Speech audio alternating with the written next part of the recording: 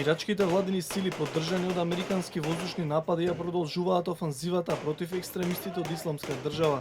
Откако ирачката војска соопшти дека ја вратила контролата над Фалуџа, веќе се прават подготовки за офанзива кон најголемиот град на северот од државата, Мосул.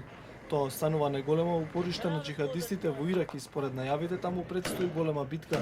Американската армија извршува воздушни напади од носачите на авиони кои се распоредени и во Персинскиот залив и во Средоземното море. The operation supported by the USS Операциите поддржани од американските бродови Труман и Боксер ќе бидат ефективни, со тоа што со навремени напади ќе може да се сопрат операциите на Исламска држава, ќе се поддржат ирачките безбедносни сили и ирачката влада во обидот да ги потиснат ИСИС и повторно да ги заземат регионите како Фалуџа, Мосул и некои други места.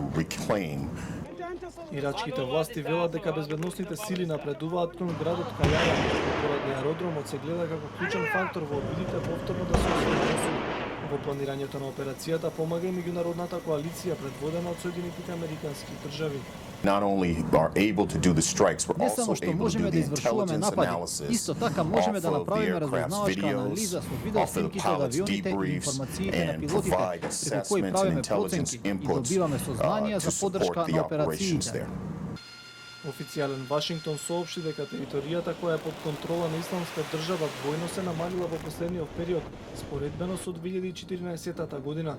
Со евентуалното заземање на Кајара и рафинеријата која се наоѓа во близина, се прави обид за дополнително кратење на финансиите на џихадистите.